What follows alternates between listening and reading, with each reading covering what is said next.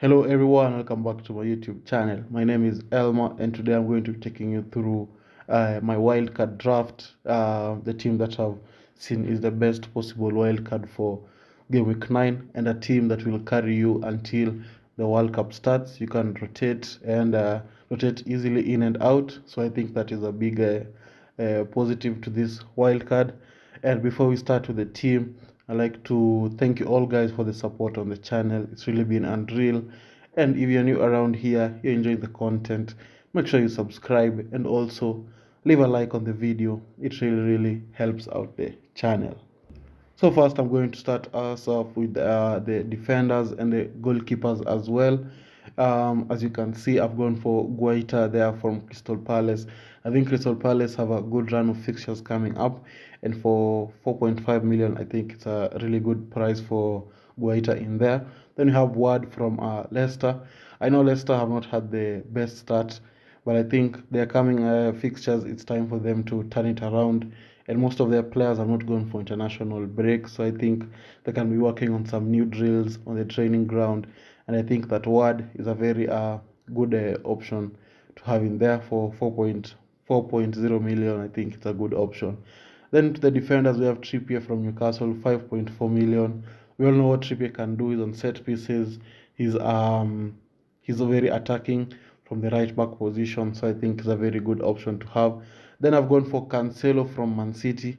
I think Cancelo is very good, very attacking. If you watch Man City, you can see he doesn't really play in the defensive side. He's always in the middle of the park, sometimes going all the way to left wing, sometimes even taking up the striking position. So I think it's a very decent option to have in there because you're guaranteed clean sheet because it's Man City, and also guaranteed attacking returns because he's so good during the attacks. Then you have Cresswell from West Ham for 4.8 million, just the same as Leicester. I think the fixtures for Cresswell are about to turn, so I think he's a very good option. 4.8 million. He's also on a very attacking left back, and also he's on free kicks. He's scored a lot of free kicks, so I think he's also a very good option.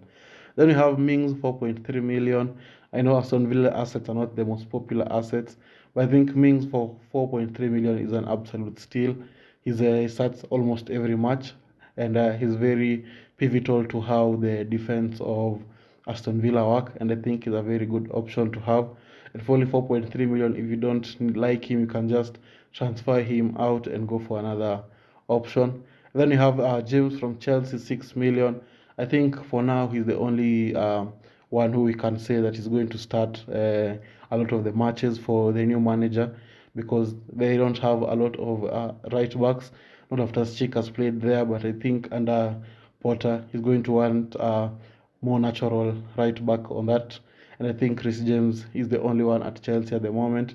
So I think it's a very nailed on option.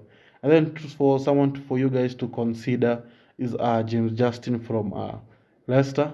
Leicester, their fixtures are taking a massive swing to have greens almost every match day.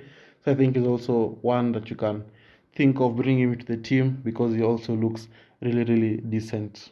And then we can move on to the midfielders. We are going to have Maddison from Leicester. As I mentioned about Leicester with Justin and Ward, their fixtures are turning. And Maddison has been a very good player around bad players. Yeah, so I think he's also a very good option. Scored a lot of goals on set pieces, corners, free kicks, everything. So I think he's a very solid option to have in there.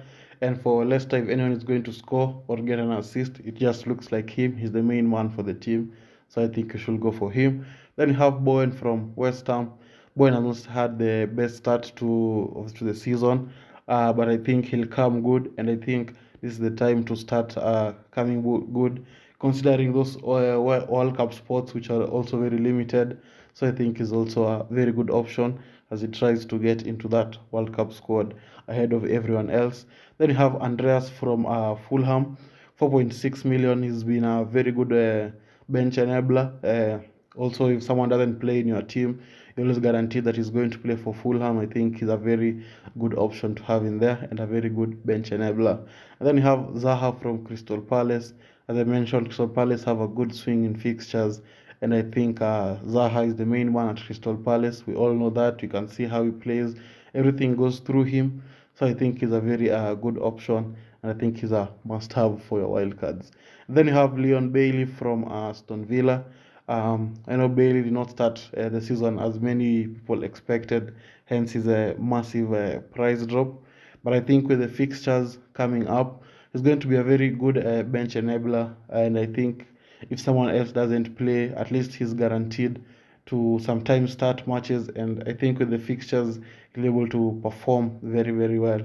And for someone who you could consider to bring into that very stacked midfield is Son. But to bring in Son, you'll have to move money elsewhere. But I think also Son is a very good option, especially since he scored his hat trick. Maybe he could have found back his form, and I think he's a very, very solid option as well. Then we can go to the forwards. We are going to have Kane from Spurs, 11.4 million. I think he's a very good option. If you can't choose between Haaland and Kane, why not have both of them in the team and try to move things elsewhere? I think Kane has been really good. He's not produced the numbers of Haaland, but if you just look back, he's had an attacking return in every single match, and I think that's why he's a very solid option. Then you can have their Haaland for 12 million. I think Haaland is also a very decent option, and I think he's going to score a lot of goals this season, even score like 40 goals. I believe he can do it, and I think that he's a very solid option and a must-have in your teams.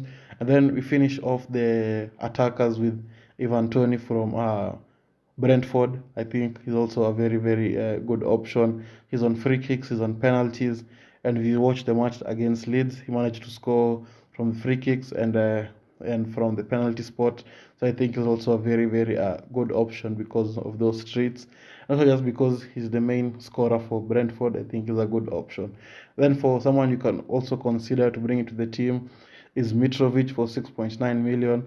With Mitrovic, no matter what team they play, you always know that he is going to get a goal or an assist, or is going to be capable of getting that goal or an assist because he's just lethal in front of goal. And I think he's also a very solid option if you don't want the others in there. I think this is a very solid wildcard draft.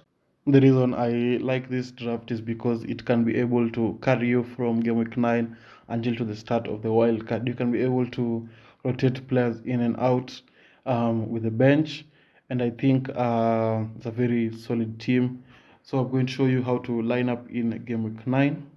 So for game week 9, if you're able to line up like this, I think you're going to score a lot of points because the defense is strong, the midfield is strong, and the attacking is strong. And also, as you can see, everyone on the bench is guaranteed to play in every single match, maybe apart from Leon Bailey, but the rest are guaranteed to play every match. And that's the reason I like this wild card. It gives you a chance to think on who to start and who to bench in every game week, and I think it's a very good wild card. I hope you have enjoyed that video of the wild card, and thank you for watching, and I'll see you all guys later. Bye bye.